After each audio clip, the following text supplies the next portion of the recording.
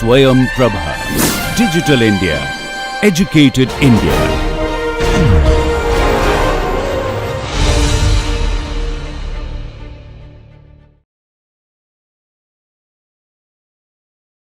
Hello everybody, welcome to the course on precision oncology.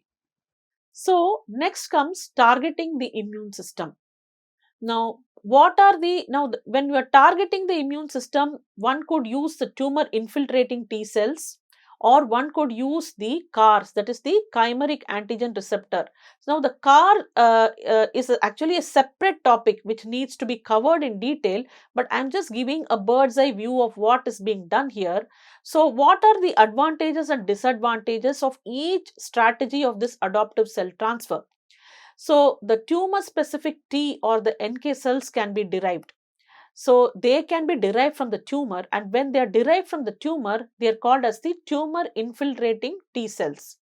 Or they can be cultured, that is cultured from the naive T cells, the cytotoxic T cells, or they can be genetically engineered, which can recognize a particular tumor specific antigen, and that is called as the chimeric antigen receptor T cells.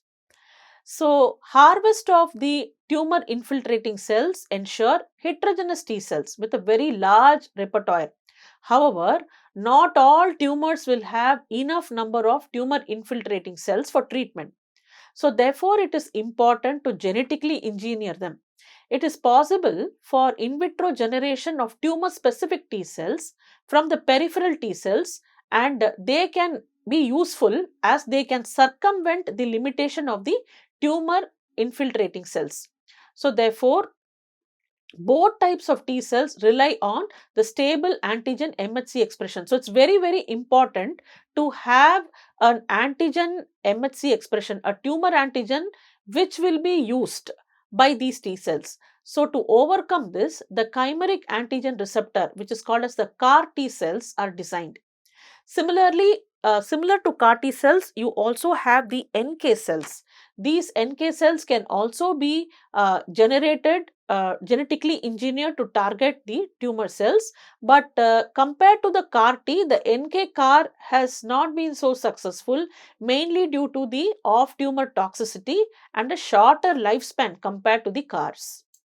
Now, let us look at a very, very important concept which is called as the immune checkpoint blockade. This particular slide basically explains the mechanism, and it is the very important concept behind the immunotherapy which is being very, very successful these days. Now, the tumor cell, now this is a tumor cell and this is a T cell. Now, please see that in the tumor cell, there is a particular a kind of a protein called as the PDL1, which is produced by the tumor cell, and this binds to a receptor here which is secreted by the T cells called as the PD1. So, the PD1 of the T cells binds to the PDL1 of the tumor cell, and here the tumor cell is expressing the tumor specific antigen here, and this antigen is recognized by the T cell receptor which is present in the T cell. So, the PDL1 binds to PD1, and this binding between the PD1 and the PDL1 will inhibit the killing of this tumor cell by the T cells. This binding is preventing this. Now, we will see how to inhibit this binding.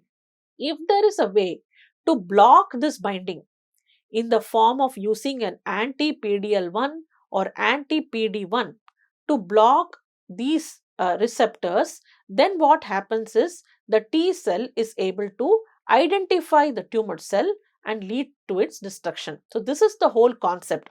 How we are going to inhibit, what we are going to use to inhibit the PDL1 or the PD1. Now, what happens in an innate immune resistance? So, you have the tumor cell, you have the MHC class 1, and then you have the T cells here, you have the T cell receptor. The MHC class 1 is presenting the tumor antigen here, which could be a peptide, and then this is recognized by the TCR, It is recognized, but still, because of the binding of the PDL1 of the tumor cell to PD1 of the T cell, this particular pathway is inhibited. So, therefore, the tumor cells is not effectively killed by the T cell despite the recognition here. So, this is an innate immune resistance. Now, what happens? So, in an adaptive immune resistance, now again you have the tumor cell here. Now, in this case, you have the MHC, the peptide identified by the TCR. This in turn leads to another cell, another dendritic cell here, which is again, this leads to induction of another cell, which will in turn, present this antigen to another T cell, and this is because it is helping in inducing the T cell for a particular PD-L1 upregulation, and here you are having again the PD-L1 binding to PD-1 leading to inhibition. So, this is an environment of T cell induced.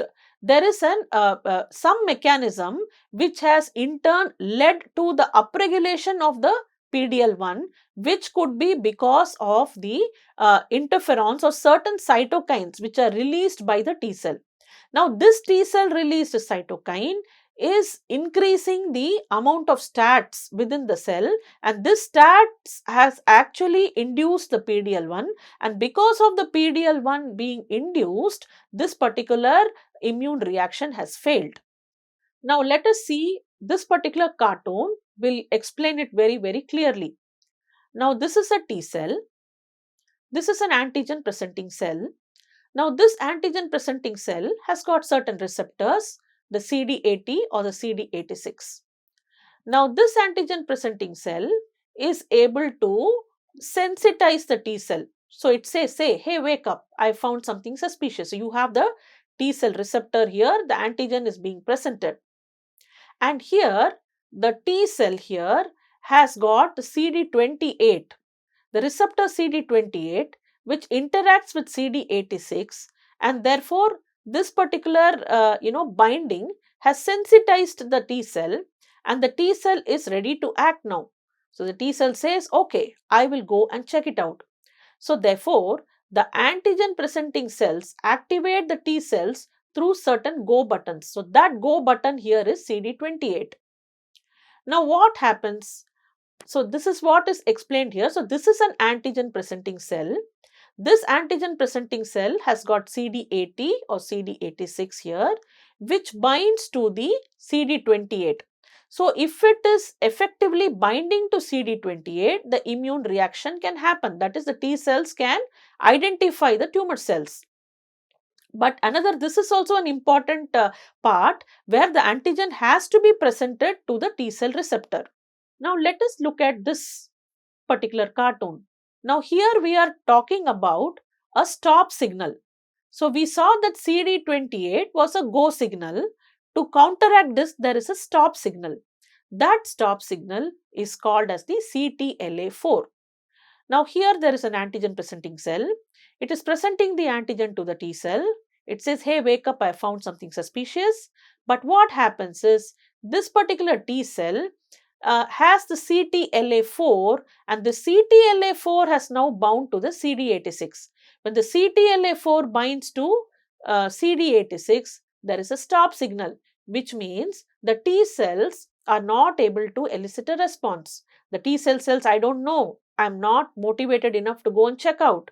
So, the antigen presenting cells regulate the T cells activation through the stop or the go buttons. So, if CD28 binds, then it's a go button. If the CTLA4 binds, then it's a stop button.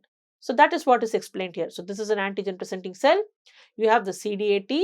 If it is binding to the CD28, it is a go button. Whereas, if it is binding to CTLA4, then it is a stop button. Now, let us see how this can be targeted. If we are able to get rid of the stop button, then the immune reactions can happen. Then the T cells will be able to recognize the tumor cells, and it can elicit an immune response to get rid of the tumor. So, what is done in a CTLA4 blockade is, we have a particular molecule, a particular antibody which can bind to the CTLA4, blocking the CTLA4. So when CTLA4 is blocked, this can in turn bind to the CD28, and this CTLA4 checkpoint blockade covers the stop button. So the T cells now are activated. It says, okay, I'll go and check out. So the CTLA4 checkpoint blockade means there is an anti-CTLA4, an antibody which can selectively bind to the CTLA4, leading to the stop signal.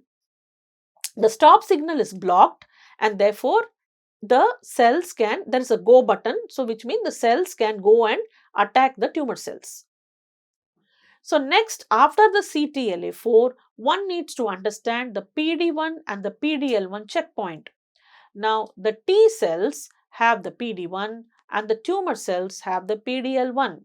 So some of the T cells are able to recognize the cancer cells. But what happens is the cancer cells are able to fight back by using the PDL1 to target the PD1 on the cell. So when the PDL1 and PD1 binds, the immune reaction fails. So the reaction stops. This makes the T cells dysfunctional, and therefore the cancer cells have escaped. Now, there are several different antibody drugs that target the PD1 and the PDL1, and they are currently approved for use against a number of cancers. Though nivolumab and pembrolizumab are used most often, they are the very common drugs which are used, the nivolumab and the pembrolizumab, and they are very, very prominent in immunotherapy trials now. Now, depending on the stage of the cancer or the cancer type, the PD1 and the PDL1 blockade may be used as the first line of treatment and may be implemented only after the other therapies have failed. Several different antibody drugs targeting the PD1 and the PDL1 are currently approved for use against a number of cancers, though nivolumab and pembrolizumab are used most often. Depending on the stage of the cancer or the cancer type, one could use a PD1 or the PDL1 blockade as the first line of treatment, or it can be implemented after the other therapies have failed. The PD1 checkpoint blockade drug is your pembrolizumab. Now, pembrolizumab is for the PD1 checkpoint, and this was the first immunotherapy drug that was approved for any cancer type with high microsatellite instability. This microsatellite instability is a trait that leads to a number of genetic mutations in cancer cells. So, if you have a tumor which is a very high amount of MSI, then these people, the patients with these kind of tumors can be targeted, or they are the targets for the pembrolizumab treatment. And this was the first time a cancer drug was approved based on feature of a cancer rather than the location or the origin. So this is dependent upon the feature, dependent upon the type of that cancer, the profile of that cancer, than the location or the origin. Now, what do you do in a PD1 checkpoint? In a PD1 checkpoint, the PD1 is blocked. So, the PD1 blockade is like a helmet for the T cells. So, therefore, when this PD1 is blocked, the PDL1 cannot bind to the PD1. So, therefore, this allows the T cells to maintain function and fight the cancer. In PDL1 checkpoint blockade, the PDL1 blockade is like a bubble wrapping the cancer's best weapon. So, can you see here? It protects the PD1 and prevents interaction with the PDL1. So, it blocks it, which will allow the T cells to maintain function and fight cancer. So, as you see here, the PD1 and PDL1, when they are bound, it is a stop signal. Whereas when you have a PD1 checkpoint, then the PD1 anti-PD1 antibody binds to PD1, and therefore the T cells are free to attack the cancer cells. In PDL1, you are blocking the anti-PDL1 using an anti-PDL1 antibody. PDL1 is targeted, and therefore the cancer cells can be attacked by the T cells. This is what is done in the immunotherapy. But let me also tell you that PD1 and PDL1 are not the only co-stimulatory molecules which are present. There are multiple co-stimulatory and inhibitory reactions that will regulate the T cell responses. So these are all the different co-stimulatory molecules which are present in the antigen presenting cells, and these are all the molecules which are present on the T cells. So one can modulate the activity of this by different combinations of antibodies, and if we can do that, then that will enhance the immunotherapy component in the in treatment of tumor. So there are several development of several agents that have that can target the immune checkpoint pathways, and many of them are FDA approved now. Like this CTLA4 antibody is called as the ipilimumab. So this is FDA approved. Then you have the PD1 molecules, PDL1 molecules. So these are all the different antibodies and fusion proteins, and these are all the targets of those, and these are all the different stages of clinical development. So therefore there is a lot of exciting trials which are happening in the area of immunotherapy. So therefore you can have, now there are several ways in which this is happening.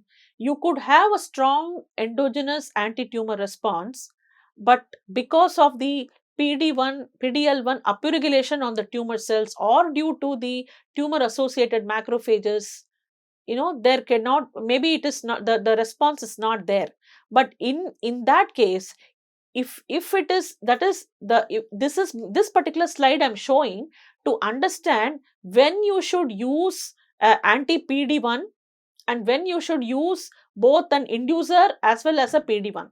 So suppose you are already having a good immune, an atmosphere within the tumor which can promote a good anti-tumor response, that is presence of enough number of tumor specific antigens, and you are also having a PDL1 upregulation on tumors. So for those tumors, if you can use a single agent PD1, you will be able to get a response. A second scenario where there is a weak endogenous anti-tumor response and there is no PDL1 regulation, then again, even you are using a single agent for anti-PD1, there will be a response. Whereas if you are having a situation where there is a weak endogenous anti-tumor response and there is an increased endogenous anti-tumor immune response and increased PDL1 expression also, if the tumor cells are expressing increased amount of PDL1, then if you can add the anti-PD1 for response. So therefore it is important to study the feature of the tumors to identify the targets for anti-PD1 treatment. Along with this, there are also combination therapies which are in place. So cytokines are used in combination therapies to inhibit response to anti-cancer monoclonal antibodies targeting the tumor environment. And for example, the clinical applications for cytokines for cancer immunotherapy. So there are, among all the different immunotherapeutic strategies, this application of GM-CSF stands out. So this cytokine, the GM-CSF, is secreted by the activated T lymphocytes, by fibroblasts, by endothelial cells, macrophages, and erythroid lineages. Now, this GM-CSF will stimulate the antigen presentation on the macrophages and dendritic cells. And by doing so, this GM-CSF stimulates the antibody-dependent cellular cytotoxicity of anti-cancer antibodies. So GM-CSF helps this way. Interestingly, there was an analysis of blood cancer patients treated with GVAX. So this GVAX is basically a GM-CSF vaccine, which has shown that a vaccine induced thyroglobulin antibodies with associated prolonged survival of cancer patients. There is a phase 3 clinical trial to treat the Ewing sarcoma with the effect of a compound called as Vigil. This Vigil on the progression, so this is basically treated along with Vigil. They have looked at treatment with irinotecan and temozolomide. So there is a three components coming together in this particular trial on Ewing sarcoma. So what is this Vigil? This Vigil composition consists of patient's autologous tumor cells which is transfected with a gene coding for GM-CSF, and a short hairpin RNA which is targeting furin. So this vigil has this gene which will code for the GM-CSF, and that when it is treated together with irinotecan and temozolomide has shown some progress. There are another phase 3 clinical trials. So one phase 3 clinical trial analyzes the effect of Sipulucel T, which is basically an autologous cell product that consists of a recombinant fusion protein of prostatic acid phosphatase, which is linked to GM-CSF in patients with prostate adenocarcinoma. And then there are more than 754 clinical trials which are happening pertaining to the PD-1 and the PD-L1 pathway, and there are 175 clinical trials that are focusing on the CTLA4 protein. So the details of these can be obtained from this particular website. I would urge all the listeners to certainly go through this website to understand this trial. So this concept of immunotherapy is actually revolutionizing the field of cancer treatment these days. Next, we come to targeting the cancer associated fibroblasts. Now, CAFs, we call them, are the most abundant cell type in a tumor microenvironment, and they've also been explored as a promising target for cancer therapy. Now, one of the contributors of this fibroblast phenotype could be membrane bound serine protease, which is called as the FAP, that is fibroblast activation protein alpha. This protease was found to be expressed in the tumor stroma but not in the healthy tissues. Therefore, this actually makes it an attractive candidate for targeting the CAFs. However, the phase 1 and phase 2 clinical trials of cibrotuzumab, an antibody targeting FAP, did not accomplish good outcome. So therefore, the block of the enzymic activity of this FAP with small molecule inhibitors also resulted in lower survival rates for the patient. So therefore, this has not been so successful.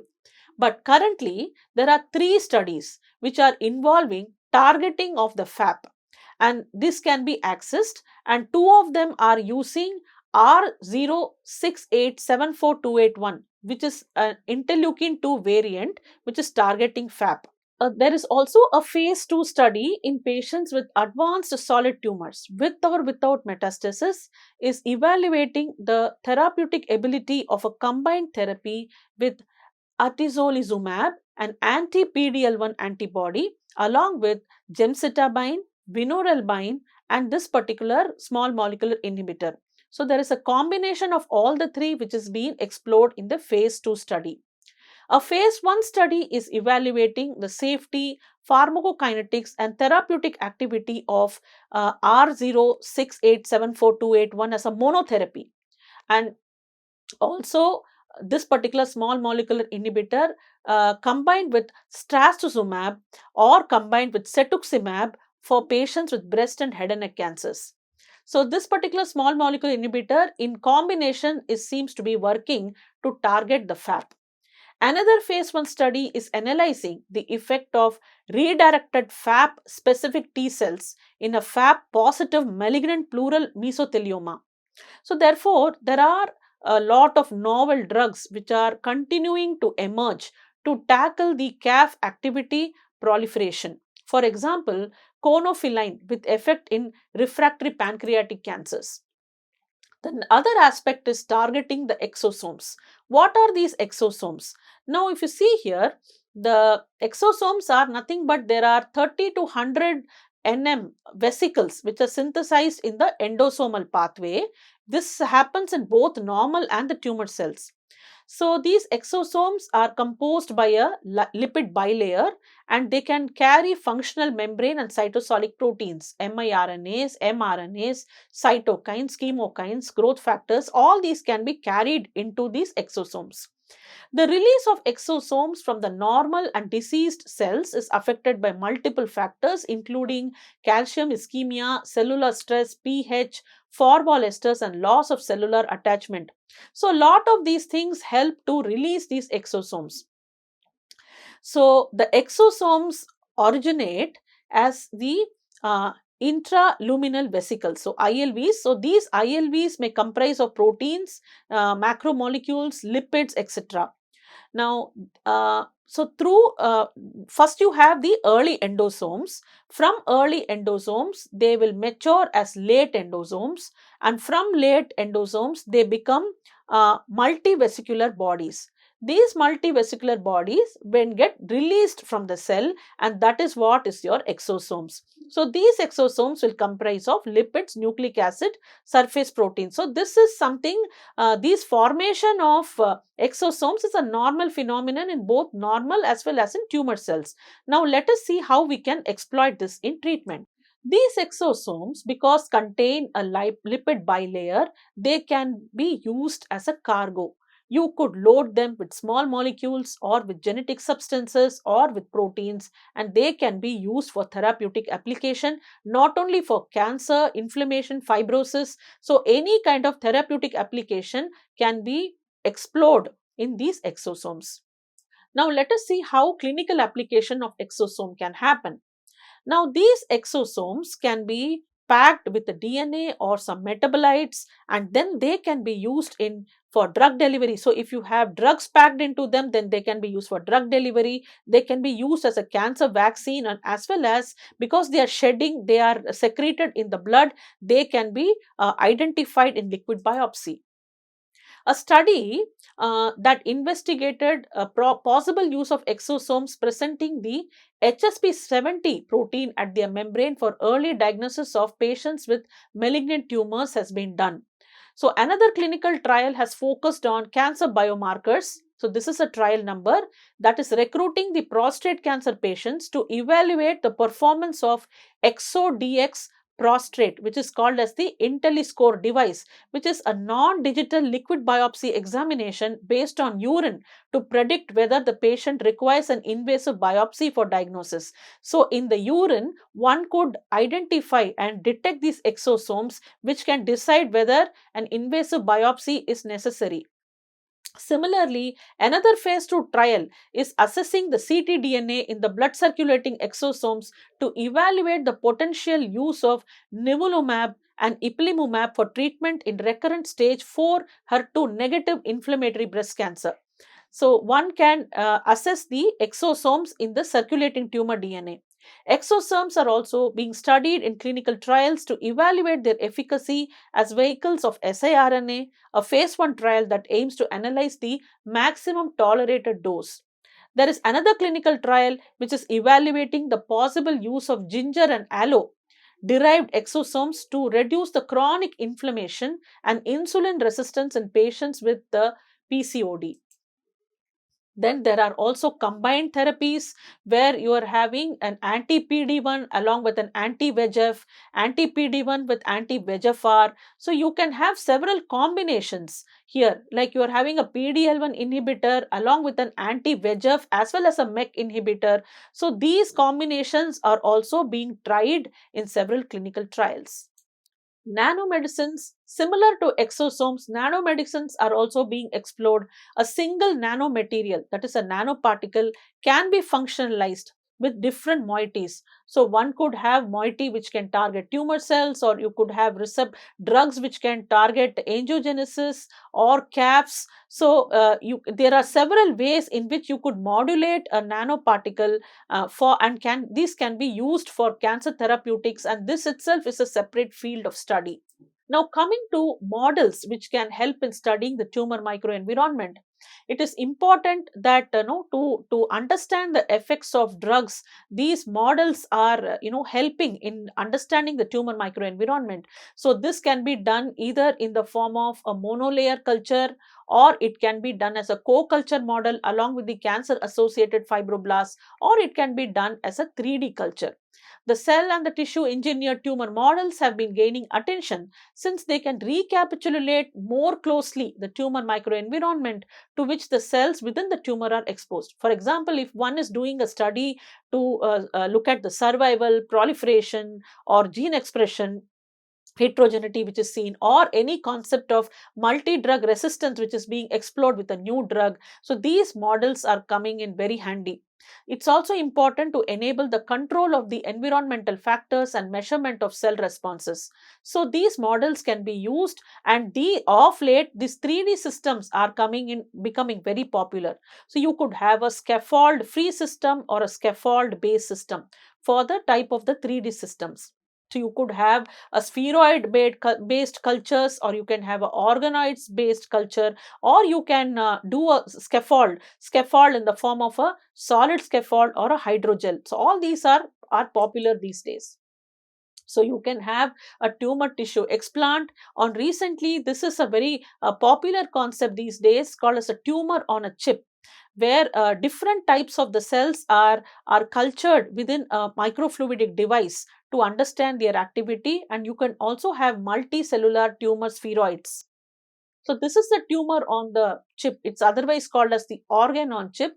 So what is done here is you have the tumor microenvironment, and within these wells, you can actually based on the type of different type of cells can be cultured within the same device. So you could have the necrotic core, the starved region, or the normoxic region. So you can have organ on chip of your choice, which can encompass plenty of branches within the cancer field. So this organ on chip device is rapidly in use these days. In addition to stimulating the tumor microenvironment and its characteristic regions, this chip can induce, or it can recreate the tumor cell migration, invasion, and metastasis properties, helping us to understand vascularization, extravasation, and other tumor microenvironment recreations, immuno-oncology studies, drug screening related studies. All this are currently being explored on this organ on chip model. So the fundamental research on understanding the tumor microenvironment is mandatory for developing new models that can allow and validate new therapeutic approaches. A microenvironment surrounding the tumors contributing to their malignant state. So it's very important to understand the tumor ecosystem. This tumor microenvironment has an impact on the expressed cell surface receptors. It has an influence in activated or the silenced signaling pathways, and it will definitely influence the therapeutic effect or response. So therefore, it is very important to understand the TME to address problems such as no response to therapy or tumor resistance, or aiming at achieving a personalized medicine in oncology. One has to study each tumor as a multifactorial disease, different in each patient, and thus requiring a different strategy regarding the therapeutics, especially focused on the different combinations. So each tumor environment itself is a multifactorial disease. Finally, the use of nanotechnology can simplify tailored medicine, since different targeting molecules can be anchored in a single nanomaterial. Thank you for your attention.